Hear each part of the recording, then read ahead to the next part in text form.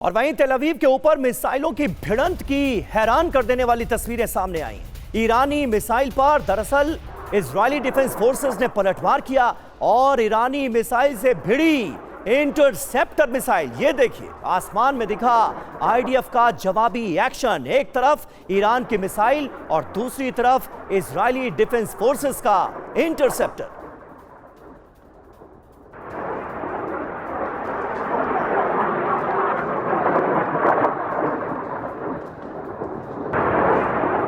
और एक बार फिर से आपको लिए चलते हैं इजराइल, जहां पर हमारे संवाददाता मनीष झा अपने कैमरा पर्सन रोहित के साथ मौजूद हैं।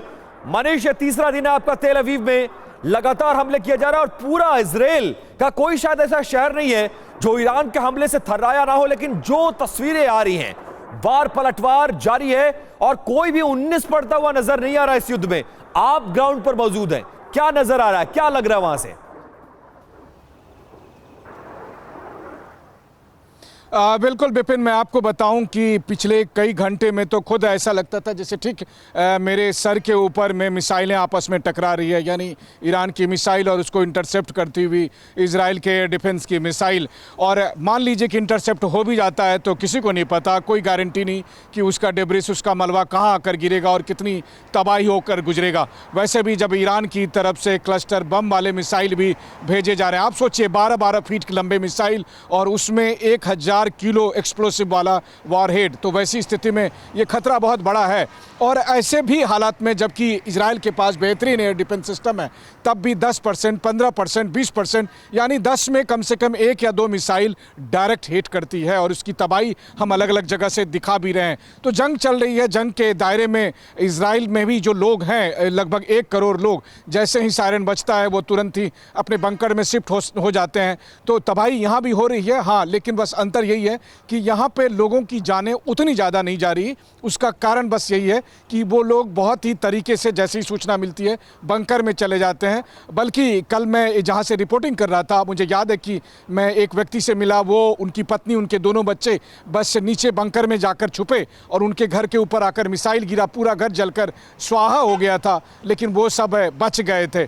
तो वैसी स्थिति में वो कहते हैं कि ये ईश्वरीय चमत्कार है। तो ये एक हकीकत है, ऐसा नहीं है कि तेल अवीव में तबाही नहीं मच रही है, लेकिन तेल अवीव में उतनी भी तबाही नहीं मच रही है जितना तेहरान और तेहरान के समर्थक दावा कर रहे हैं। क्योंकि उसका कारण यह है कि इजराइल की सेना, इजराइल की सरकार पूरी ताकत के साथ उन मिसाइलों को रोकने के लिए पूरा प्रयास करती है। और शायद ईरान और इजराइल के बीच की जो 2000 किलोमीटर की दूरी और इसके बीच में मौजूद अमेरिका और सहयोगी देशों के एयर डिफेंस सिस्टम और तमाम जो चीज़ें हैं वो इसमें काफ़ी मददगार साबित होती है। और इजराइल के तो अपने एयर डिफेंस सिस्टम के कई लेयर तो हैं ही। इन सब हकीकत के बीच में युद्ध के साए में पूरा देश रह रहा है, इस उम्मीद के साथ कि जल्दी ही इसका निपटारा हो, लेकिन लगता नहीं है कि ये इतना आसान होने वाला है। आखिर में एक बात कहूँ, किसी भी इजरायली से पूछिए तो वो यही कहते हैं कि यहूदी होकर जीना आसान नहीं है। ये उनके पूर्वजों को भी पता था और इन्हें भी उसी तरह से अभी जीना पड़ रहा है। जी ठीक है मनीष, बिल्कुल आप हमारे साथ बने रहें। मनीष झा हमारे सहयोगी तेल अवीव में मौजूद हैं और जंग से जुड़ी पल पल की अपडेट से हमें वाकिफ करा रहे हैं। तेल अवीव पर ईरान के एक और विध्वंसक हमले की तस्वीर अब आपको दिखाने जा रहे हैं। ईरान ने दागी है क्लस्टर मिसाइलें, जिसका जिक्र भी मनीष कर रहे थे। आयरन डोम ने पलटवार किया है और तेज रोशनी और धमाके से एक बड़े इलाके में दहशत फैल गई। वो तस्वीरें आपको दिखाते हैं। आयरन डोम एयर डिफेंस सिस्टम ज्यादातर हमलों को ईरान के नाकाम कर रहा है, लेकिन इसके बावजूद भी कई मिसाइलें बड़ा नुकसान करती हुई नजर आ रही।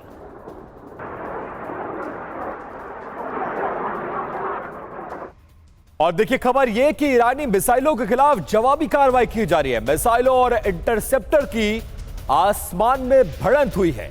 तेल अवीव में कई मिसाइलों को रोकने का दावा किया गया है और यह देखिए उसकी तस्वीर। आसमान में एक मिसाइल आ रही है और एक इंटरसेप्टर उसको इंटरसेप्ट करता है, फिर दोनों में भिड़ंत होती है और उसके बाद यह नजारा देखिए जरा।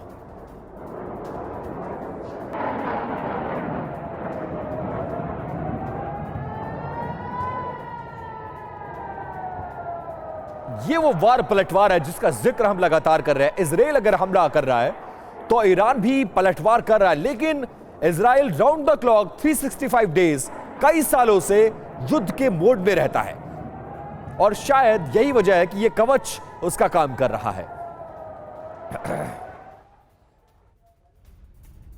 और ईरान से खबर है, यहां तेहरान की सरकारी इमारत पर भीषण हमला हो गया। इजरायली मिसाइल से सरकारी इमारत ध्वस्त हो गई। ये देखिए, धमाके के बाद कई मीटर तक उठी आग की लपटें। ये तस्वीरें, जानकारी ये मिल रही है कि एक बड़ी सरकारी इमारत को इजरायल ने ताजा हमले में निशाना बनाया है और ये इमारत तबाह हो गई।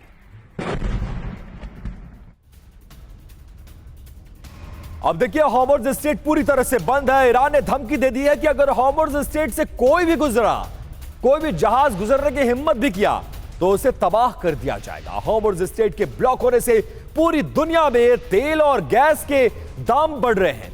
इस बीच सीएनएन के हवाले से कहा गया है कि पेंटागन और अमेरिकी नेशनल सिक्योरिटी काउंसिल यानी एनएससी ने हॉर्मुज़ स्ट्रेट के बंद होने की आशंका को काफी कम करके आका। 28 फरवरी से पहले अमेरिकी रणनीतिकारों ने हॉर्मुज़ पर चर्चा तक नहीं की और अब इसका इंपैक्ट पूरी दुनिया में नजर आ रहा है। अकेले अमेरिका में भी तेल की कीमतों में, गैस की कीमतों में बढ़त देखने को मिल रही है।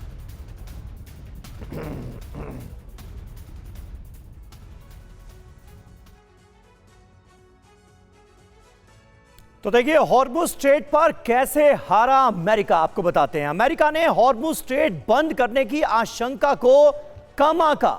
हॉर्मुज़ पर पेंटागन, एनएससी ठीक आकलन नहीं कर पाए। अमेरिकी अफसर ने स्वीकारा कि स्थिति की पहले से योजना नहीं बनाई गई। मतलब ऐसी सर्कमस्टेंसेस हो जाएंगी, ऐसी परिस्थितियों का सामना करना पड़ेगा, यह किसी ने सोचा नहीं था। हॉर्मुज़ की स्थिति के लिए अमेरिका पूरी तरह से तैयार ही नहीं था। जी बिल्कुल सबीर, इसीलिए कहा जा रहा है कि अमेरिका एक बार फिर से एक युद्ध के मैदान में मिसकैलकुलेट कर गया सिचुएशन को। रणनीतिकारों का मानना था कि ईरान हॉर्मुज़ स्ट्रेट को बंद ही नहीं करेगा। हॉर्मुज़ पर अमेरिकी प्रशासन के सभी आकलन गलत साबित हुए और सीएनएन के सोर्सेस के हवाले से यह बहुत बड़ी खबर। एक बार फिर से इजराइल चलते मनीष, ये फिर एक बार डोनाल्ड ट्रंप मिसकैलकुलेट कर गए। यूक्रेन में भी यही कहा जा रहा था और इसके अलावा गाजा में भी यही कहा जा रहा था और यहां भी बार बार अमेरिका एक जैसी गलती कैसे कर सकता है। किसी देश पर आप ईरान जैसे देश पर आप हमला करेंगे तो वो आपको तेल और गैस की सप्लाई पूरी दुनिया में करता रहेगा जब वो सबसे बड़े संकट के दौर से गुजर रहा हो। इतनी बड़ी गलती अमेरिका के द्वारा। बिल्कुल सही कहा आपने, लेकिन वही बात है ना कि हिंदी में हम कहते हैं कि आत्मविश्वास होना अच्छी बात है लेकिन अति आत्मविश्वास होना बहुत गलत बात है। तो शायद प्रेसिडेंट ट्रंप के साथ भी वही हो गया था। वेनेजुएला में प्रेसिडेंट मादुरो को जब वो उठाकर ले गए तो उनको लगा कि अपुनिश भगवान है, जब जिसको चाहेंगे ख़त्म कर देंगे और हर कोई आकर सरेंडर करेगा। लेकिन ऐसी बात नहीं है। ईरान ने जिस तरीके से 3 हफ्ते से अमेरिका की पूरी ताकत को घुटने पर लाकर रख दिया है, वो अपने आप में इस बात का गवाह है कि ये जंग इतना आसान नहीं है जितना प्रेसिडेंट ट्रंप और उनको उनके सलाहकारों ने बताया होगा। हो सकता है कि प्रेसिडेंट ट्रंप के आसपास के सलाहकार केवल वही बता रहे हों जो ट्रंप सुनना चाहते हों और ऐसी स्थिति में उन्हें नहीं बताया गया।